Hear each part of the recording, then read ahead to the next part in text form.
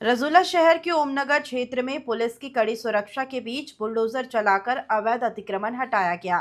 जयराज भाई वाला सहित 2 लोगों द्वारा घर बनाने के लिए मजबूर करने के बाद पुलिस ने कार्रवाई की। राज्य पुलिस प्रमुख ने विकास सहाय के माध्यम से राज्य भर में अपराधियों के दबाव पर बुलडोजर चलाने और गैंगस्टरों की सूची बनाकर कार्रवाई करने के आदेश दिए। बता दें कि अमरेली जिले में आपराधिक इतिहास वाले 113 लोगों की सूची तैयार की गई है, जिसमें शहर में अवैध दबाव की शिकायत पुलिस को मिली थी। नगर पालिका के माध्यम से जांच करते समय पुलिस को पता चला कि सोसाइटी क्षेत्र में भी सार्वजनिक रूप से दबाव डाला जा रहा था, जिसके बाद पुलिस ने कड़े इंतजाम किए और स्वैच्छिक दबाव हटा दिया गया।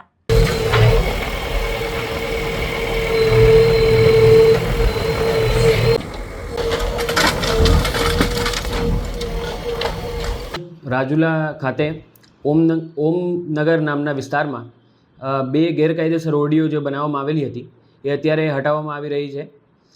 આ જે ગેરકાયદેસર ઓરડીઓ બનાવવામાં આવી રહી છે બનાવેલ હતી એ બાબતે એ દબાણ છે એ રીતની એક અરજી અમારી પાસે police station Rajula police station ખાતે આવેલી હતી। એ બાબતે તપાસ કરતાં અને નગરપાલિકા દ્વારા તપાસ કરતાં એ જાણવા મળેલ હતું કે એ એક સોસાયટીનો સાર્વજનિક પ્લોટમાં આ ગેરકાયદેસર દબાણ કરેલું હતું।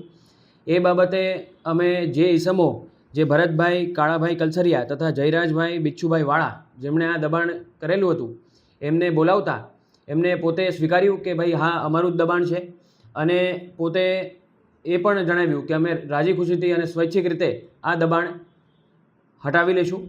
જે બાબતે આજે એ દબાણ હટાવનાર હતું એ સંગતમાં અમે આજે ચુસ્ત બંદોબસ્ત ત્યાં રાખેલ હતો અને અત્યારે એ દબાણ હટાવવાની કામગીરી ચાલુમાં છે।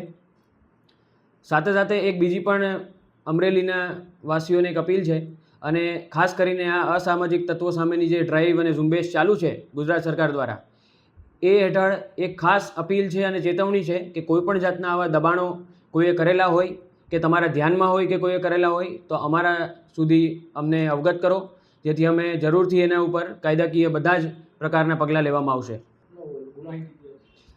આ જે જયરાજભાઈ બિચ્છુભાઈ વાળા છે જેમણે આ દબાણ કરેલું હતું એમના પર કુલ 29 જેટલા અલગ અલગ પોલીસ સ્ટેશનમાં અને અલગ અલગ જિલ્લાઓમાં ટોટલ 29 જેટલા ગુનાઓ છે, જેમાં ખંડણી માગવી, પ્રોહિબિશન નો મુદ્દામાલ વેચવો તથા જે છે આર્મ્સ એક્ટ જેવા ગંભીર ગુનાઓ આચરેલા છે।